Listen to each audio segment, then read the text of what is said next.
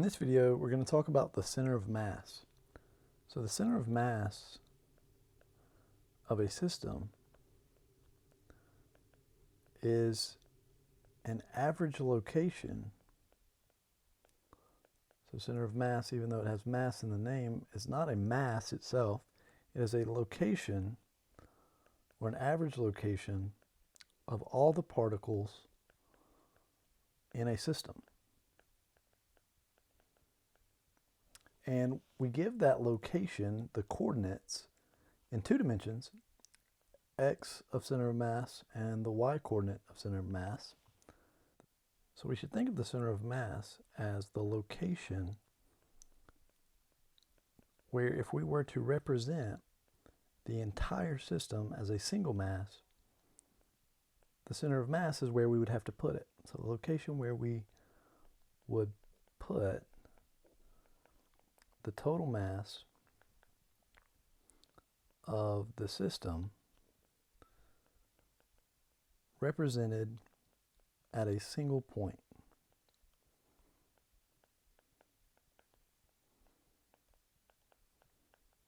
So how do we get it? So the formula to find the center of mass location or coordinates is really a weighted average. So I'll call it x sub cm for center of mass. It's also sometimes written as x bar, so with a bar above it. And it is the mass of the first particle in the system times its position plus the mass of the second particle times its position, and so on for all of the positions. So each position is weighted by the mass, and then we divide by the total mass, giving us units of position.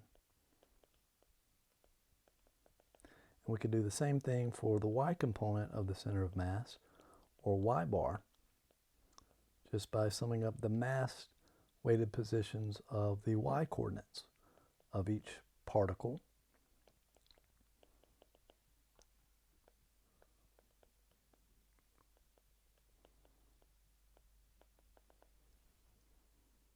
So the coordinates x cm and y cm have units of length. Okay, since they are a location, it would be like x equals 1 meter and y equals 2 meters, for example. So we typically use something like meters as the units. And it is given by a weighted average. Okay, so it's called a mass weighted average position, where in this case the weights, so this is not to be confused with the weight as in the mass times gravity, but the actual weight in the weighted average are the masses of each little particle. So if we were to take some common shapes, so for example a sphere, for every, because the sphere is symmetrical, for every point to the left of the center, there's a point to the right of the center, and for every point above, there's one below. For every one in front, there's one in back. So it turns out the center of mass is just in the center. And this is true for many symmetric objects. So if you have some cube, then by the same argument, the center of mass is in the center. If you had a cylinder, the center of mass of a cylinder would also be in the center. Okay, and this is assuming that these objects are homogeneous and then they are also symmetrical. Okay, so they're made of the same material, homogeneous throughout, and then they're symmetrical. And we could also have symmetries about some axis. So, for example, you could have a disk. It's symmetric about some vertical axis, so the center of mass is at the center. But you could also have a donut, and it is also symmetric about a vertical axis through the donut. But notice that the center of mass is in the center of the donut. It is not necessarily inside the donut itself, but inside the hole of the donut, because for every for every particle to the left of this donut, there's a particle to the right. For every particle in the back, there's one in the front, all the way around. And so the center of mass ends up equaling out, canceling each other out, and ends up in the center.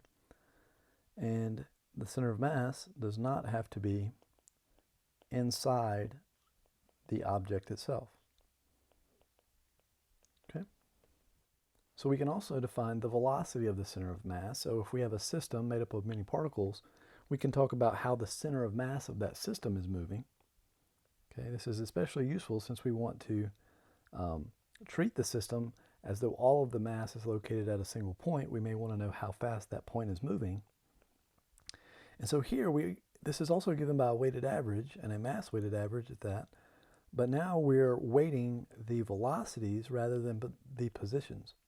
So mass A times velocity A, mass B times velocity of particle B, plus mass of particle C times velocity of particle C, so on. And then we divide by the sum of the masses. Okay, and so one thing we might want to do is, to keep from writing the sum of the masses, we can just say, hey, this is the total mass of all the particles that are making up this system. So we'll call big M the sum of MA plus MB plus MC plus all the other particles. And this will be our total mass. Okay, so it'll make it a little easier to write, but we can also now multiply both sides by the total mass. And so the total mass here will cancel out all of these, and we'll get a total mass over here. So if I rewrite that, I get the total mass big M times the velocity of the center of mass is equal to MAVA plus MBVB, and so on. I won't keep writing it. But this looks like the momentum, and since this is the total mass and the velocity of the center of mass, it turns out this is the momentum of the entire system, and it's just equal to something we already know. It's the sum of all the individual momenta from all the particles. So just like we can look at the velocity and the momentum of the center of mass, we can also look at the acceleration of the center of mass.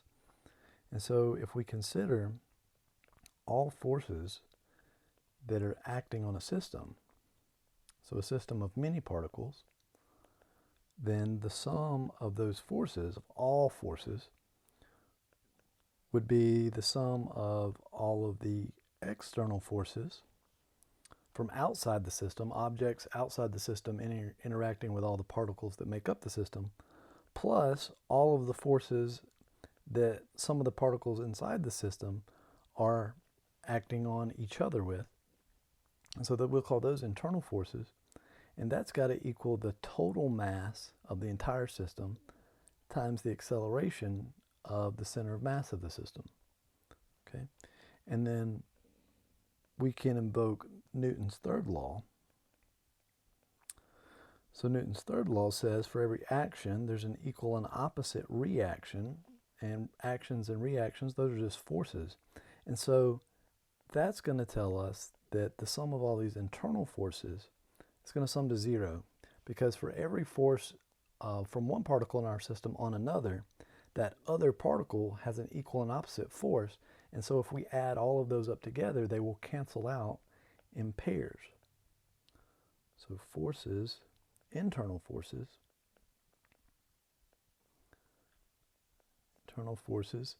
cancel in pairs. So that leaves us with the sum of the external forces on a system is equal to the total mass times the acceleration of the center of mass, and we get what's equivalent to Newton's second law for a system of particles.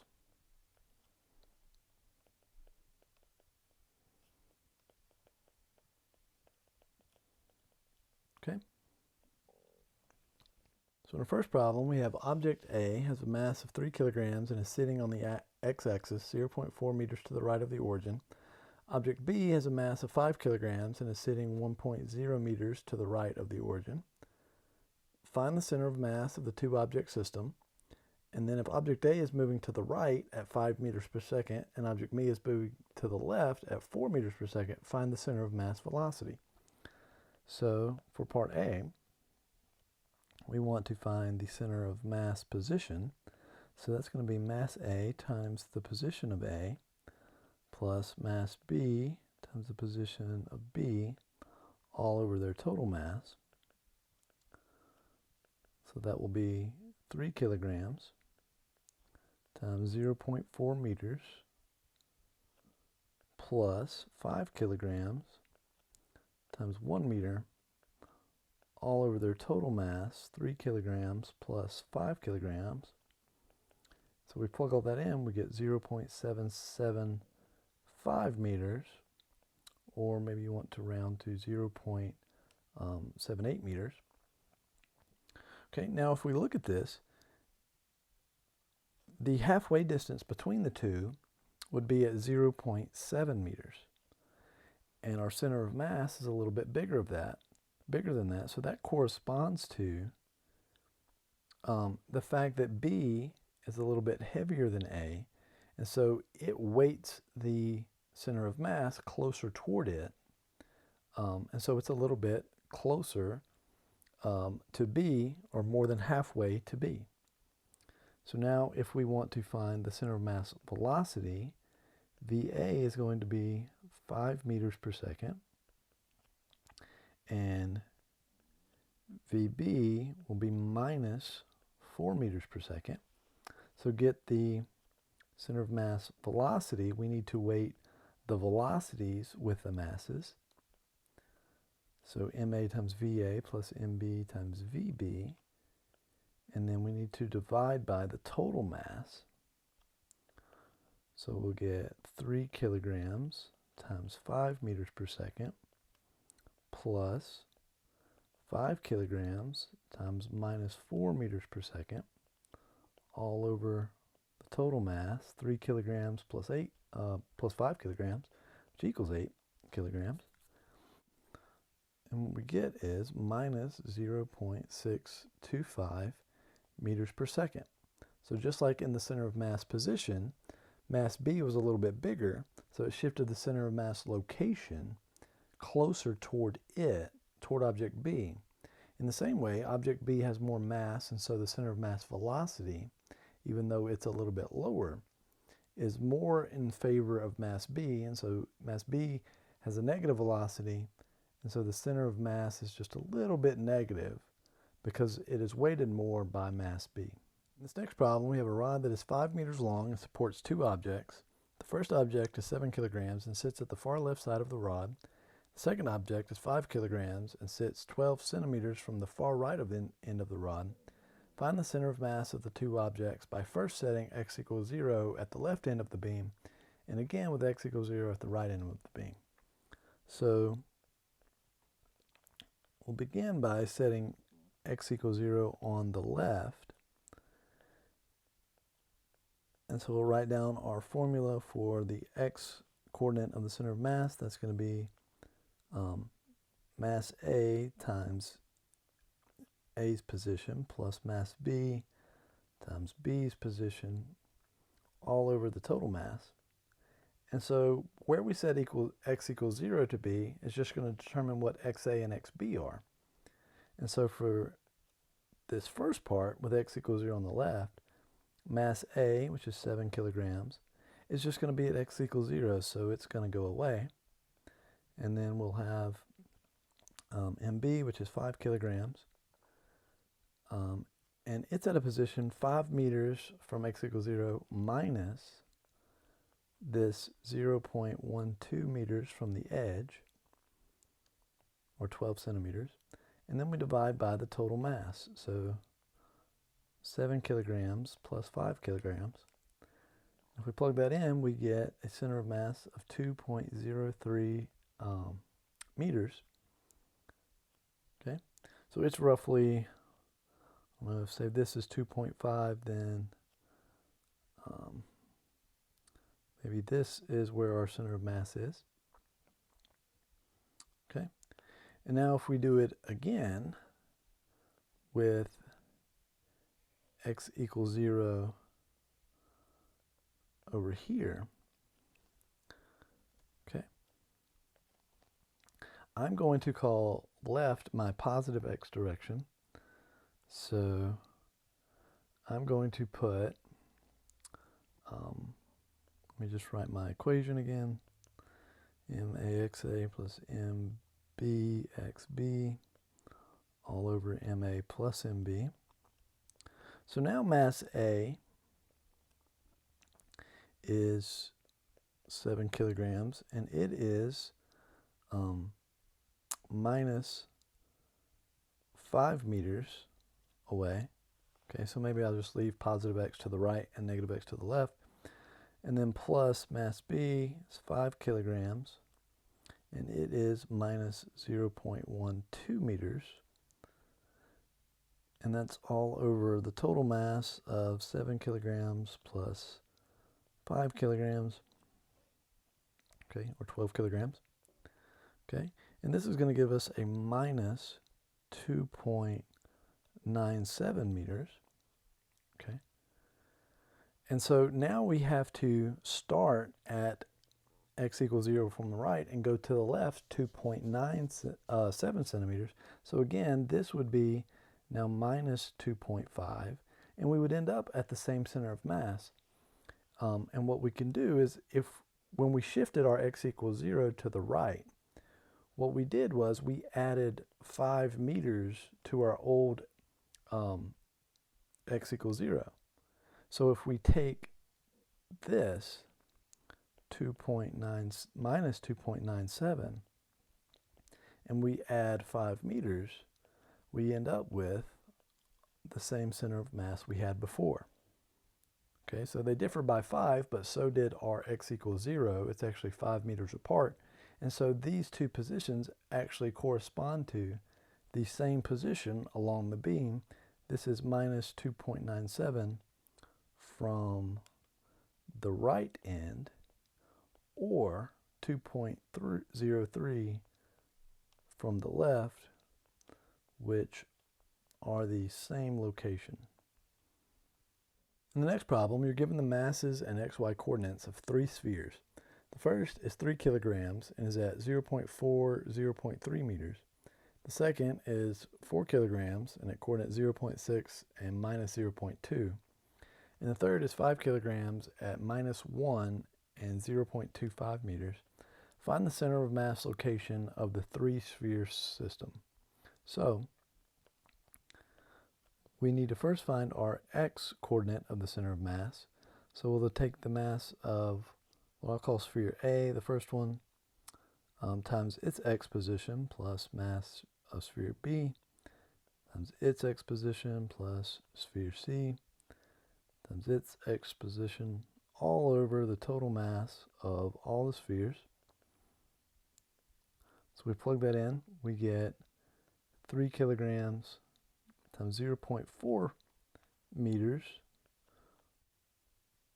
for the first sphere, plus 4 kilograms times 0.6 meters for the second sphere, plus 5 kilograms times minus 1 meter for the third. Then we need to sum up all of their masses, so 3 kilograms plus 4 kilograms plus 5 kilograms. And if we do that, we get minus 0.117 meters, okay, or minus 0.12 meters. And then we need to do the same thing for the y coordinate of the center of mass. Okay, so maybe I'll do this in another color. So y center of mass. I'm going to get mass A, YA plus mass B, YB, mass C, YC, all over the total mass. If we plug that in, again we get 3 kilograms, but now 0.3 meters plus 4 kilograms and minus 0.2 meters plus 5 kilograms and 0.25 meters, all over the total mass, 3 kilograms plus 4 kilograms plus 5 kilograms. And we get the y coordinate of center of mass to be minus 0.096 meters, or minus 0.1 meters. In the next problem, we have a girl with a mass of 40 kilograms standing inside of a boat that is 6 meters long and has a mass of 62 kilograms. If the girl starts 1 meter from the left end of the boat and walks until she is 1 meter from the right end of the boat, find how much the boat will move if there is no resistance from the water. The key to this problem is the girl and the boat together make a system. And so the forces between the two are going to be internal forces that are going to cancel out. And so there are no external forces since there is no resistance from the water. And so we have Newton's second law for the center of mass of the system. The sum of the external forces is equal to the total mass times the acceleration of the center of mass. But since there are no external forces, then the acceleration of the center of mass must equal 0. Okay, so that means wherever the center of mass is in the beginning, before she walks to the right, the center of mass must also stay there when she walks to the right. So the boat must move in order to compensate and keep the center of mass where it was. So let's first find the center of mass when the girl is on the left end of the boat. So the center of mass is going to be the mass of the girl times the position of the girl plus the mass of the boat times the position of the boat, all over their total mass. So if we plug that in, we have the 40 kilogram girl. Her position is 1 meter from the left, plus the mass of the boat, which is 62 kilograms. And the boat, the center of mass of the boat, since it's symmetrical, it's going to be in the center. Since it's 6 meters long, that means it is going to be at the 3 meter mark. So it's going to be right in the middle. And then we need to divide by their total mass, or 40 kilograms plus 62 kilograms. And we find the center of mass of the boat is at 2.22 meters. And since our x equals 0 on the left, it's 2.22 meters from the left. And now, one way that I want to solve this problem is we want to imagine if the girl's to the right, but the boat didn't move. Okay, so what happens, where does the center of the mass relative to the girl in the boat if the boat doesn't move, but the girl does? Okay, well that's easy enough. Now we just have her 1 meter from the right. So the center of mass in that case, again, mass of the girl, position of the girl, plus mass of the boat times position of the boat, all over their total mass.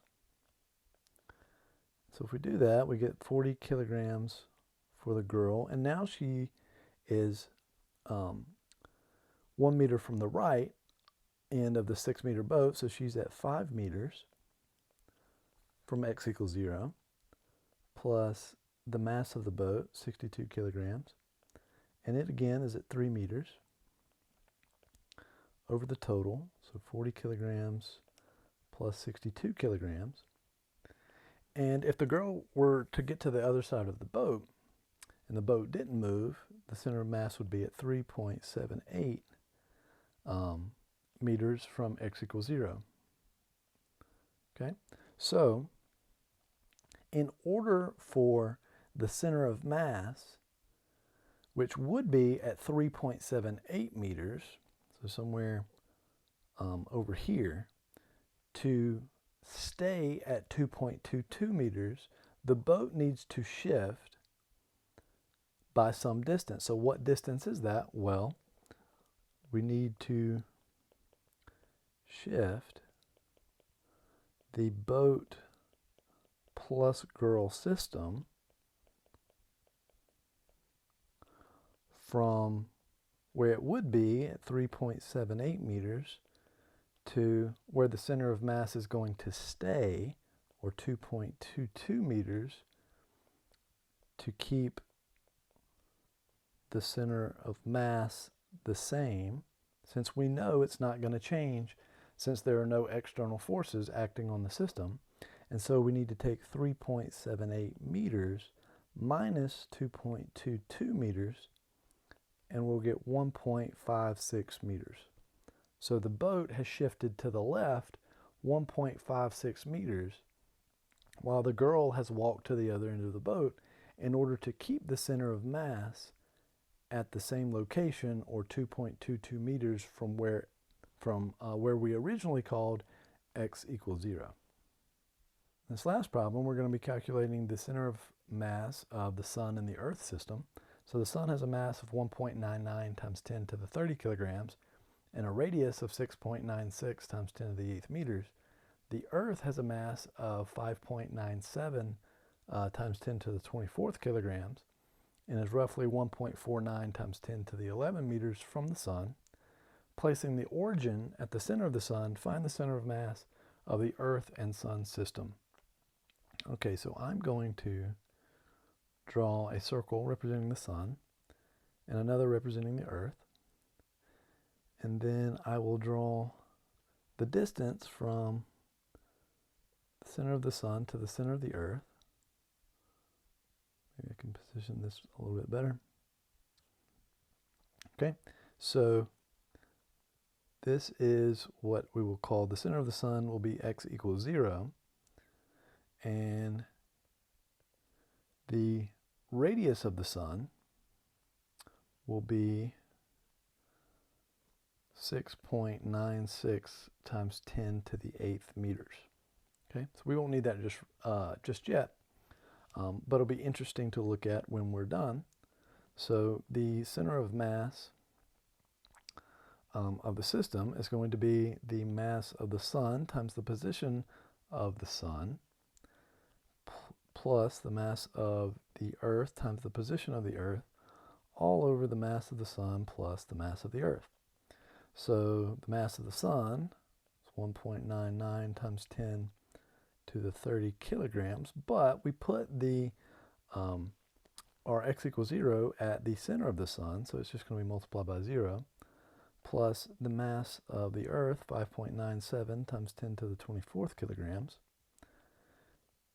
times its distance away from x equals 0, so that's roughly 1.49 times 10 to the 11 meters from the Sun. Okay. And then we need to divide by their total mass, 1.99 times 10 to the 30 kilograms, plus 5.97 times 10 to the 24th kilograms. And what we get is 4.47 times 10 to the 5th meters. Okay. Now, if we look at the radius of the Sun, we see this 4.47 times 10 to the 5th meters from x equals 0 is much less than the radius of the Sun, 6.96 times 10 to the 8th meters. And so what that means, so this is the radius of the Sun. What that means is the center of mass is very, very close to the center of the Sun. So the Earth and the Sun both orbit the center of their center of mass. And so the Earth is going in a very large orbit, and the Sun is just kind of wiggling a little bit about its center of mass since it's so close to the center of the Sun. Okay, so that was some problems on finding the center of mass. I hope this helped you give a more intuitive idea for what the center of mass is and how to calculate it.